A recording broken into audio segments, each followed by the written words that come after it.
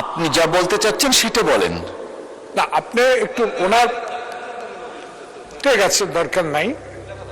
আমি এখানে বলতে চাই যে সবচেয়ে প্রথমে বাংলাদেশে যে 5 আগস্ট যে বিপ্লব, জুলাই বিপ্লব সংগঠিত হয়েছে, প্রথমে বিএনপি এবং তারেক রহমান বলেছেন জুলাই গণঅভ্যুত্থানের মহানায়ক এদেশের জনগণ।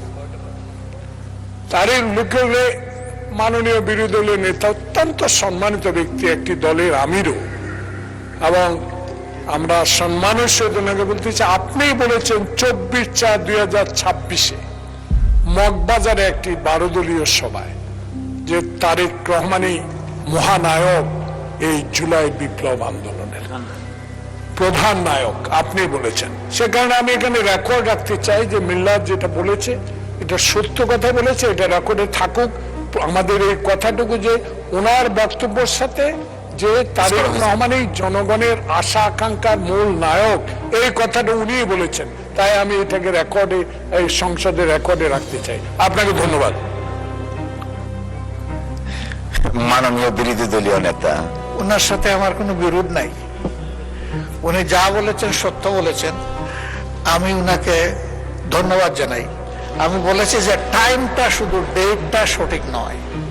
আমরা জেলে ছিলাম একসাথে, এখানে এই হাউসে অনেকেই আছেন আমরা যারা জেলে ছিলাম।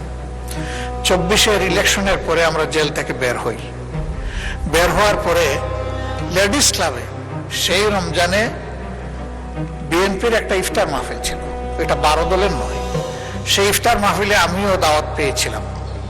সেখানে তারেক রহমান সাহেব, এটা 12 দল হোক আর বিএনপি হোক, তারেক রহমান সাহেব তিনি ভার্চুয়ালি প্রধান অতিথি হিসাবে যুক্ত ছিলেন।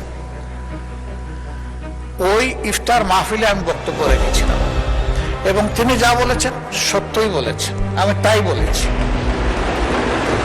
মিল্লাত সাহেব বলেছিলেন যে এটা 5 আগস্টের পর পর, আমি বলেছি ওইটাই কারেকশন, 5 আগস্টের পর পর নয়। 5 আগস্টের প্রেক্ষাপট ভিন্ন, বদলে গেছিল। তখন যাদের এই ব্যাপারে কৃতিত্ব দেওয়া উচিত তাদেরটাই আমরা দিতে চাই। সেই উপলক্ষে আমি আমেরিকার একটা কথাও এখানে এনেছি। ডক্টর ইউনূস যখন অনেককে নিয়ে আমেরিকায় গিয়েছিলেন, সেখানে একজন ব্যক্তিকে তিনি মাস্টার মাইন্ড বলেছিলেন। তা আমি প্রথম প্রতিবাদ করে বলেছিলাম যে এই অভ্যুত্থানের একক কোনো মাস্টার মাইন্ড আমরা কোনো ব্যক্তিকে মানি না, এটাই ফ্যাক্ট। আগেও বলেছি, এখনো বলছি, বলতেই থাকবো। ধন্যবাদ।